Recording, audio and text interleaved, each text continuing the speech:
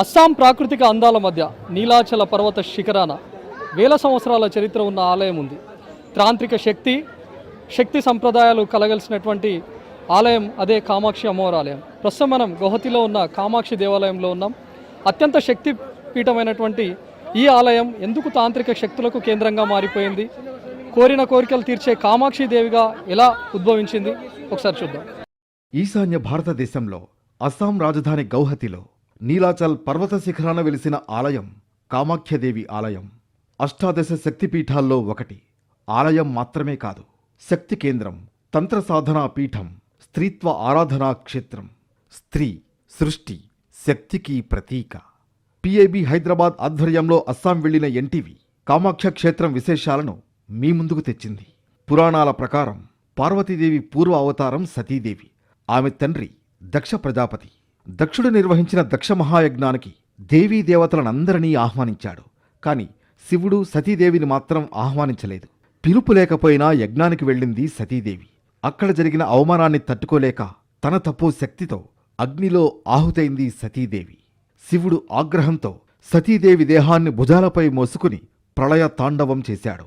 ముల్లోకాలన్నీ అలజడికి గురయ్యాయి. దేవతలంతా చేసేది లేక విష్ణువును ఆశ్రయించారు.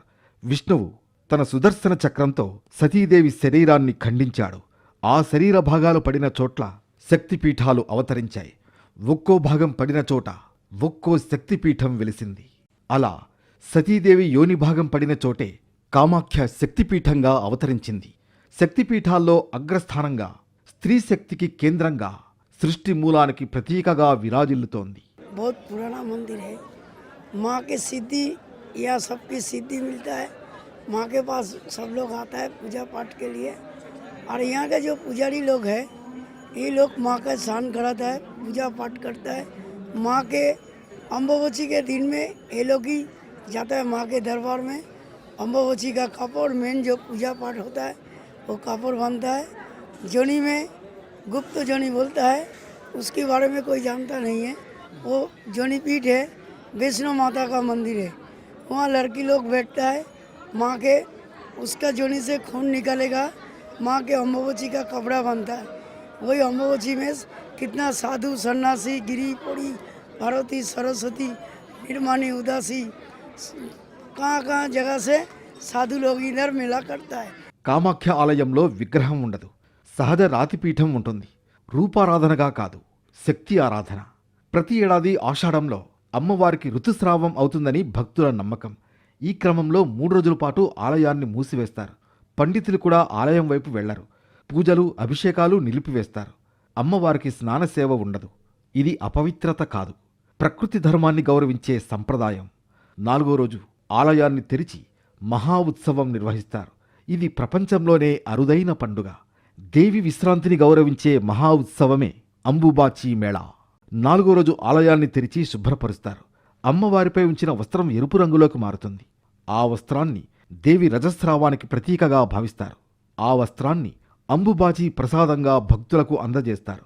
ఈ ప్రసాదాన్ని భక్తులు సంతాన భాగ్యంగా, వ్యాధి నివారణగా, దుష్టశక్తుల నుంచి రక్షణగా భావించి భద్రంగా దాచుకుంటారు.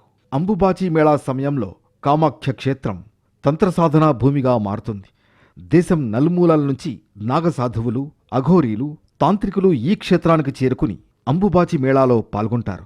ఈ సమయం తంత్ర సాధనలకు అత్యంత శక్తివంతమైన కాలమని నమ్ముతారు. అందుకే ఈ క్షేత్రం చుట్టూ భక్తి, భయం, రహస్యం కలిసి నడుస్తాయి.